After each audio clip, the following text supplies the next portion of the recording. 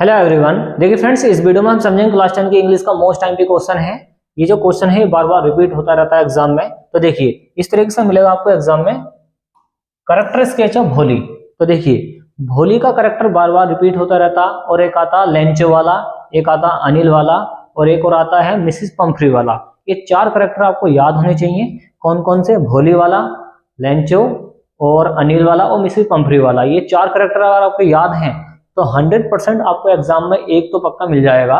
तो देखिए हम इस वीडियो में समझेंगे भोली वाले करेक्टर को। आपको ये जरूर तैयार करके जाना है एग्जाम में। तो देखिए किस तरीके से मिलेगा आपको। ये लॉन्ग क्वेश्चन है कि give a character sketch of भोली। भोली का चरित्र चित्रण कीजिए। भोली का जो करेक्टर है ओके, वो किस टाइप की लड़की है उसके बारे में आपको बताना है। पहली हेडिंग आपको लिखनी है इंट्रोडक्शन। इंट्रोडक्शन का मतलब क्या होता है? प्रस्तावना या परिचय। क्या होता है? प्रस्तावना या परिचय होता है। दो यद्यपि हर नेम वो सुलेखा, यद्यपि उसका जो नाम था वो सुलेखा था। याद रखें ये एक नंबर में बार बार आता रहता कि जो भोली का जो रियल नाम था वो क्या था? वो था सुलेखा। और इसको बोलेंगे दो, और इसका मतलब क्या होता है? यद्यपि। यद्यपि हर नेम, उसका जो नाम था वो सुलेखा था। सिंस हर चाइल्डहुड, उसके बचपन से ही एवरीवन प्रत्येक ने हैड निक्ड नेम, उसका जो निक नेम रख दिया, उपनाम रख दिया था हर भोली भोली। अब उसको बचपन से हर कोई भोली कहता है। क्यों? क्योंकि इसके दिमाग में चोट लग जाती है हार्ट से गिरने की वजह से। आगे है द सिंपलटन, सीधे साधेपन की वजह से। तो ये होता सीधा साधा। तो उसके सीधे साधेपन की वजह से उसका नाम क्या रख दिया? भोली रख दिया है। और नेक्स्ट वाली हेडिंग लगाएंगे आप कॉन्फिडेंस। इसका मतलब होता है विश्वास। क्या होता है? विश्वास। अब ये पढ़ लिख कर क्या हो जाता है? इसके अंदर कॉन्फिडेंस पैदा हो जाता है। देखो सी न्यू, वह जान गई थी। नो की सेकंड फॉर्म न्यू होती है। इसका मतलब होता है जान गई। क्या होता है? जान गई। वह अपने आप को जान जाती है। हर माइंड अपने दिमाग को, ओके, वह अपने दिमाग को या अपने आप को जान जाती है। At the time of her marriage, जैसे शादी का टाइम आता है। एट द टाइम, टाइम आने पर, ऑफ हर मैरिज, शादी का, जैसे इसकी शादी का टाइम आता है तो ये अपने दिमाग को अच्छी तरीके से जान जाती है, अपने आप को जान जाती है। और इसके अंदर आ जाता विश्वास। सी स्पोक, वह बोली। देखिए स्पीक की सेकंड फॉर्म स्पोक होती है। वह बोली इन अ क्लियर लाउड वॉइस। अब वो बोलती है बिल्कुल साफ साफ तरीके से, लाउड, जोर से। वॉइस ऊंची आवाज में बोलती है, तो वो थोड़ी ऊंची आवाज में क्लियर तरीके से बोलती है।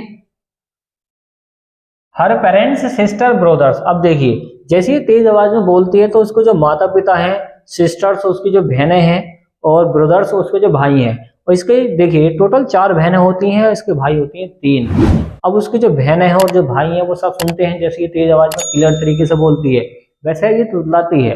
अब ये तुतलाती जो है, अब यहाँ पर जब ये क्लियर तरीके से बोलती है तो ये चौंक जाते हैं। रिलेशंस, इसके जो रिश्तेदार हैं, एंड नाइबर्स, वो जो पड़ोसी हैं। तो ये रिश्तेदार होते हैं, ये पड़ोसी होते हैं। वर स्टार्टेड टू हियर, जैसे उन्होंने इसको सुना। हर speak without even the slightest stammer, तो यहाँ पर बिना ही तुतलाए उसको सुना। स्टैमर का मतलब है तुतलाना। क्या होता? तुतलाना।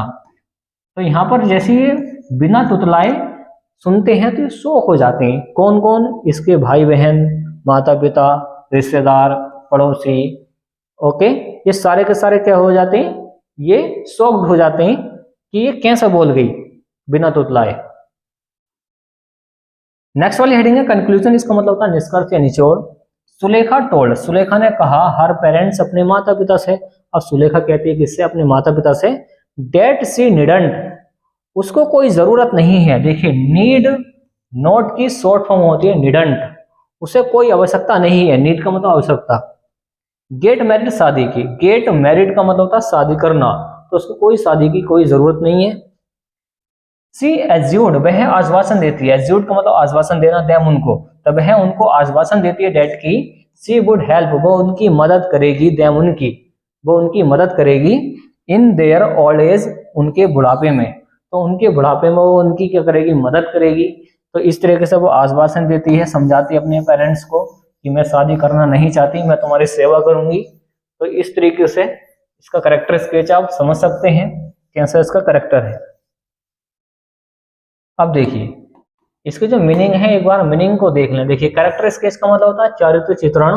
दो का मतलब होता है यद्यपि, सिंस, जब से, कब से, चाइल्डहुड बचपन से, एवरीवन प्रत्येक, निकनेम का मतलब होता है उपनाम, और सिंपलटन का मतलब होता है सीधा साधा, कॉन्फिडेंस का मतलब होता है विश्वास, न्यू का मतलब जान गई, ओके, एट द टाइम इसका मतलब होता है समय आने पर, क्या होता है समय आने पर, स्पोक बोली, लाउड जोर से, वॉइस आवाज होती है, पेरेंट्स माता पिता होते हैं, सिस्टर्स ब्रदर्स भाई बहन, रिलेशंस याद रखें क्या होते हैं रिश्तेदार होते हैं, नाइबर्स क्या होते हैं पड़ोसी होते हैं, और विदाउट का मतलब होता है के बिना, स्पीक बोलना होती है, स्लाइटेस्ट का मतलब होता है थोड़ा सा भी, स्टैमर तुतलाई, कंक्लूजन का मतलब होता है निष्कर्ष, क्या होता है निष्कर्ष, और निडंड का मतलब होता है कोई जरूरत नहीं है, मैरिड शादी की, एज्यूर्ड का मतलब होता है आश्वासन देना, क्या होता है आश्वासन देना, एज्यूर्ड करना, ओके, और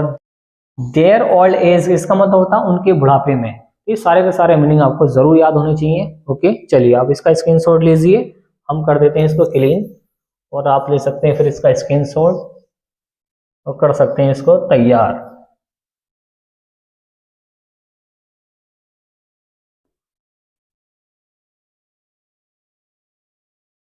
तो उम्मीद है फ्रेंड्स आपको ये वीडियो पसंद आएगी, तो वीडियो को लाइक एंड शेयर कीजिए, चैनल को सब्सक्राइब कीजिए। थैंक्स फॉर वॉचिंग गाइस, मिलते हैं कैसी नेक्स्ट वीडियो में जो काफी इंपॉर्टेंट होगी एग्जाम के लिए। Okay friends.